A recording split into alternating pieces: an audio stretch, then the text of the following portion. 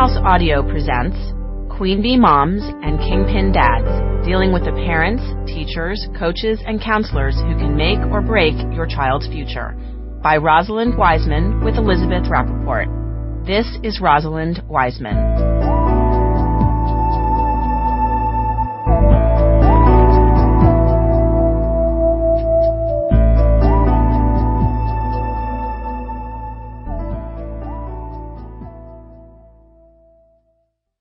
How did it get to be back to school night already? You can't believe another school year has begun so soon.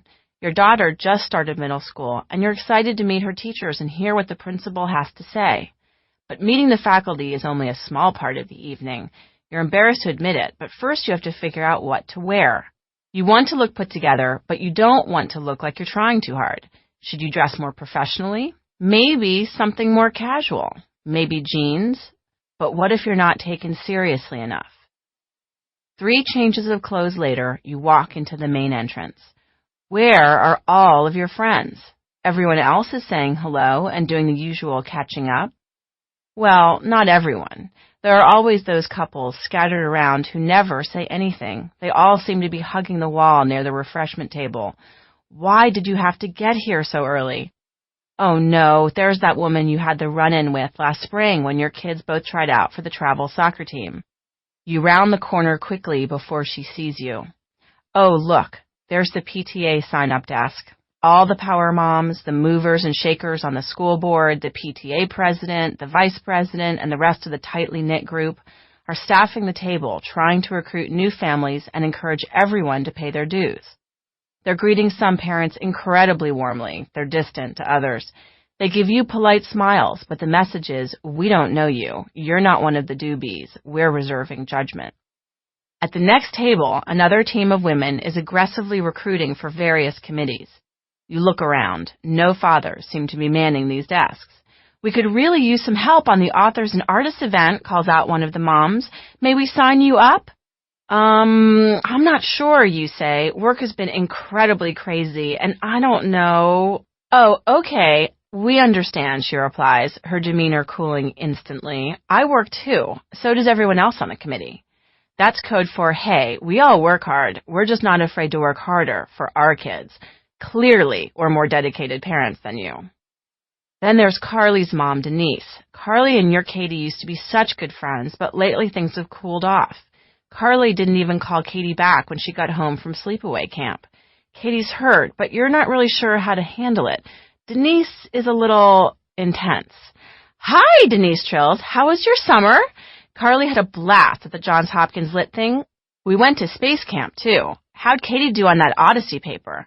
Carly had trouble with it at first, but I helped her out on the research, and I think Mrs. Evans is definitely going to want her for the GATE class. Odyssey paper, you ask weakly?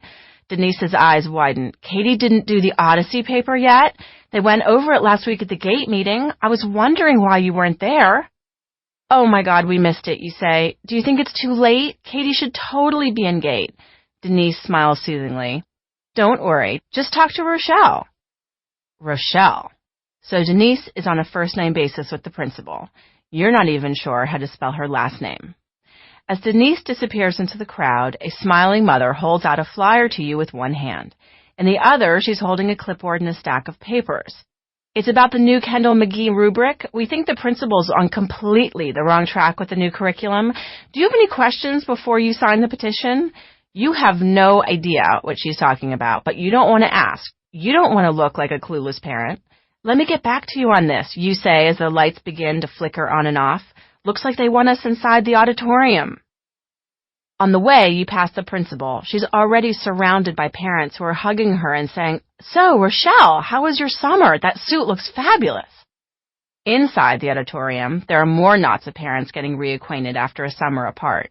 You and your spouse take one of the few remaining spaces up front. I'm sorry, says the mother, smiling past your shoulder. We're saving those.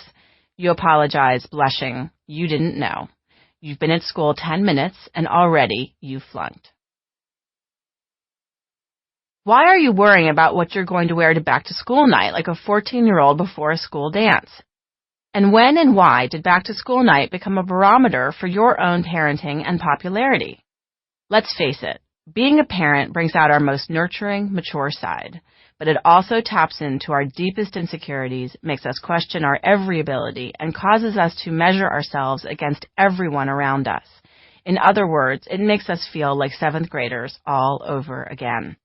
When I wrote my first book, Queen Bees and Wannabes, I wanted to help parents help their daughters survive and thrive in what I call girl world, the social hierarchy where queen bees, messengers, and bankers, and their male counterparts, play pivotal and often corrupting parts in children's lives. My intention was to help parents decode girl and boy world so they would understand what their children are going through and could get advice on how to help their kids help themselves. As I traveled all over the country and spoke to hundreds of parents, I learned that parents are also looking for another type of help. They want to know how to deal with the unspoken rules of perfect parent world, that mythical kingdom where all the other presumably perfect parents live and rule, a world with a social hierarchy uncannily similar to that of girl and boy world. It's a world in which a few parents set the rules for all parental involvement. The standards are virtually impossible to achieve, and most parents feel frustrated or disempowered, including the parents who established the rules in the first place. It's a world that convinces parents to make decisions based on their fear of other people's judgments and leave them struggling over whether and how much to get involved in their children's schools and social lives. In this world, many parents compete ruthlessly through their children, while other parents fear to speak out against them. And it has all of us reliving the traumas and dilemmas of our own youth. In Queen Bees and Wannabes, I argued that the seemingly innocuous rites of passage that are dismissed with phrases like girls will be girls, gossip, cliques, competition for social status, teach girls how power and privilege work in our culture. I discussed how the boys will be boys mentality likewise teaches boys that might makes right. Both boys and girls too often learn to be silent in the face of injustice. It doesn't matter if that lesson is learned by a 10-year-old boy who is relentlessly teased by being called gay, or by a junior girl who thinks it's so important to be popular that she's willing to be physically tortured by other girls in a hazing ritual, or by a parent who doesn't think she can confront another parent about her child's cruel behavior.